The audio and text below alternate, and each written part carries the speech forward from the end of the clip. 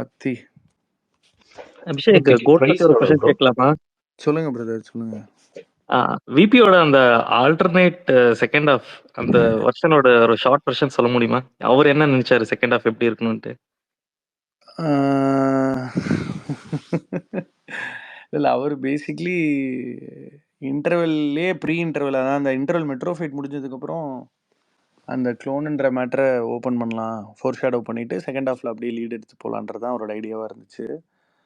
ஓ அது சூப்பர், ஆமாம், அது அப்படி ப்ளே ஆகிருந்திருக்கும், தெரில. செம்மையா இருக்கும் ப்ரோ. ம், செகண்ட் ஹாஃபோட இதே சேஞ்ச் ஆயிருக்கும் பெர்ஸ்பெக்டிவே. ஆமாம்.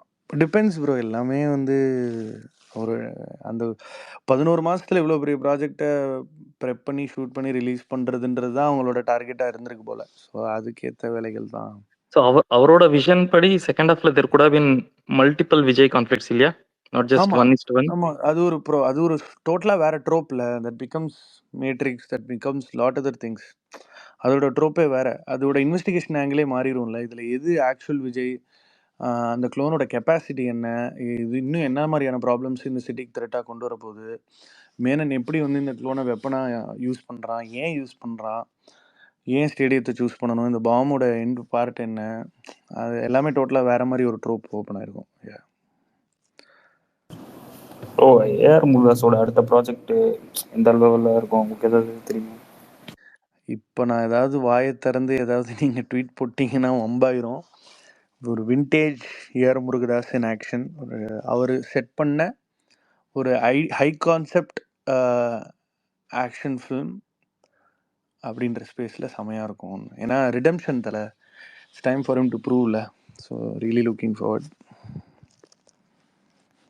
அந்த கத்தி வரைக்கும் நான் வந்து எப்படின்னா அப்படியே ஒரு சங்கர் லெவலுக்கு, சங்கரோட ஒரு படி மேலே ஆகுது அப்படின்ற லெவலுக்கு ஃபிக்ஸ் பண்ணிட்டேன் ப்ரோ அவரு. சரி, ஆனால் இந்த ஸ்பைடர் சர்க்கார் வந்து அப்படி இது வைத்தார். அதான் ப்ரோ ஹேப்பன்ஸ், ஒன்றுமே பண்ண முடியாது, எல்லாம் டைம் லைன் பேஸ்டு தான். நம்ம தான் வந்து எல்லா மேட்ச்லேயும் 100 அடிக்கணும், எல்லா படமும் ஹிட் ஆகணும்னு நம்ம எதிர்பார்க்கலாம். பட் அது நிறைய விஷயங்கள் தான் அந்த டிசைன். மச்சான் வேட்டை டீசர் பார்த்தில, வேட்டையை பற்றி சொல்லு. இல்லை, வேட்டைன் நான் இன்சைடு ரிப்போர்ட் மாதிரியே கொடுத்துட்றேன். படம் வந்து செம்மையாக வந்திருக்கான். ஃபாத் ஃபாசில்லாம் வந்து வடிவேல் மாதிரி வந்து ட்ராக் காமெடி பண்ணி செம்ம ஃபன் பண்ணிட்டாரான். தலைவர் எக்ஸ்ட்ரீம்லி ஹாப்பி. நீங்கள் வந்து தலைவரோட ஃபர்ஸ்ட் ஆஃப் ஆல் நீங்கள் ஜென்ரலாக அவரோட பாடி லாங்குவேஜ், அவர் பேசுறதுலேயே நீங்கள் கண்டுபிடிச்சிடலாம். அவர் in fact Anirudh tweet cup fire விட்ற மாதிரி தலைவர் அனிருத் எப்படி கட்டி பிடிக்கிறான்றது வச்சே அந்த படத்தோட ரிசல்ட் நீங்கள் முடிவு பண்ணிடலாம். So everybody is extremely happy with the film.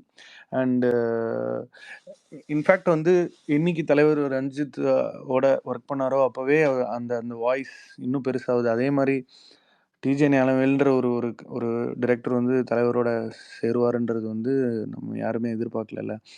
Jai Bhim மாதிரி ஒரு ஹார்ட் ஹீட்டிங்கான, இப்போ இஃபட்டால் நம்ம சொல்கிற கணக்கு பாரு, இப்போது இல்லை அவர் வந்து ஹிட் டைரக்டரோட தான் படம் பண்ணுறாரு, இப்போ அந்த மாதிரிலாம் நம்ம சொல்லும்பொழுது அவரோட முதல் படம் அது அசோக் செல்வன் நடித்தார், அதை நம்ம பார்த்தோம். ரெண்டாவதாக வந்ததும் ஓடிடி தான். ஸோ இப்போ அந்த நம்பர்ஸ்லாம் அவர் கன்சிடரே பண்ணல. இந்த வாய்ஸ் கிட்ட நான் இந்த இப்படிப்பட்ட ஒரு மனுஷனோட நான் வேலை பார்க்கணும், அதை பேஸ் பண்ணி எப்படி அவங்க காயின் பண்ணி போறாங்கன்றது தான். So Abhishek bro, sorry to interrupt. இதுலயும் அந்த கேஸ்ட் செப்பரேஷன் பத்தி அந்த மாதிரி தான் இருக்குமா? ஏன்னா தொடர்ந்து அது ஓவர் டோஸ் ஆகிற மாதிரியே இருக்கு. இல்லை ப்ரோ, அது உங்களுக்கு ப்ரோ, இப்போ அது உங்களுக்கு ஓவர் டோஸ் ப்ரோ. இன்னும் என்னோட கதை வரலன்னு ஏங்கி தவிச்சிட்டு இருக்கிறவனுக்கு அது என்னவா இருக்கும்? இப்போ உங்களுக்கு ஓவர் டோஸ் இல்ல, இப்போ வேட்டையனும் அது பேஸ் பண்ணி தான் சொல்றீங்களா? இல்லை, அதை தான் சொல்கிறேன். இப்போ கேபிட்டல் பனிஷ்மெண்ட்டை பேஸ் பண்ண படம் அது. அதில் ஒரு இன்வெஸ்டிகேஷன் ஆங்கிள் இருக்குது, இதில் ஒரு ஆக்ஷன் ஆங்கிள் இருக்குது, இதில் ஒரு கோர்ட் ரூம் ட்ராமா ஆங்கிள் இருக்குது. ஸோ நிறைய இருக்குல்ல, சப்ளாட்ஸ், சப் கேரக்டர்ஸ் எல்லாமே ஒரு மாதிரி நான் லீனியராக நிறைய விஷயங்கள் இருக்கிறதா சொன்னாங்க. ஸோ இது நம்ம ஓவர் டோஸ்ன்னு அவ்வளோ ஈஸியாக பல பேர் இன்னும் என்னோட கதை வரலையே, இன்னும் நிறைய பேருக்கு இது தெரியணுமே அப்படின்னு. ஏன்னா காஸ்ட் பேஸ்டுன்றது வந்து ஒரு படத்தை கிளாமர் என்னதே ட்ரமடைஸ் பண்ணுறதுக்காக எடுக்கப்படுற விஷயம் இல்லை. அது கதையில் ஒரு ஆழமான ஒரு கான்ஃப்ளிக்டை கிரியேட் பண்ணுற ஒரு இடம் அது.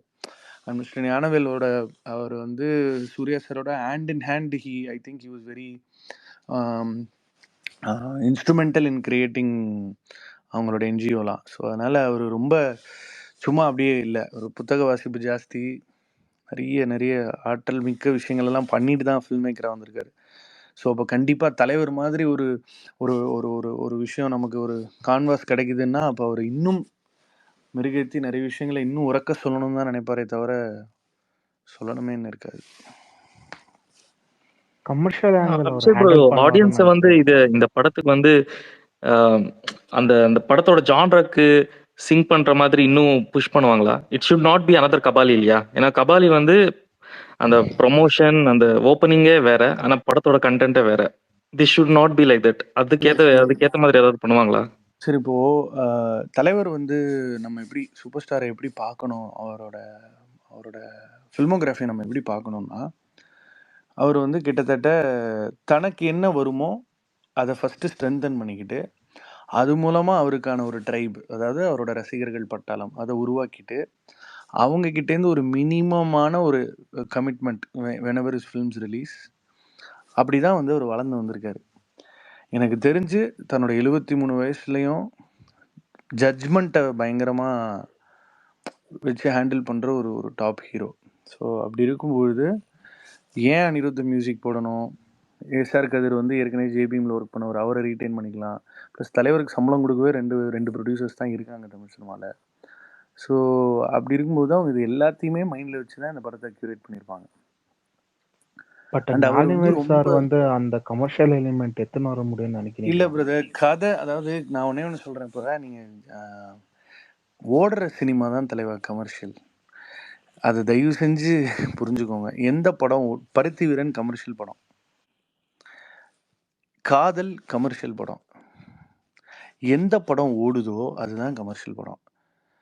நம்மளா ஒரு டேக்லைன் போட்டுக்கிறோம், அதுக்கு வந்து இந்த மாதிரி ஒரு ட்ராக் காமெடி இருக்கணும், அதில் வந்து பாடல்கள் இருக்கணும், செட் சாங் இருக்கணும், அதில் வந்து இது இருக்கணும், அதெல்லாம் அது கிடையவே கிடையாது.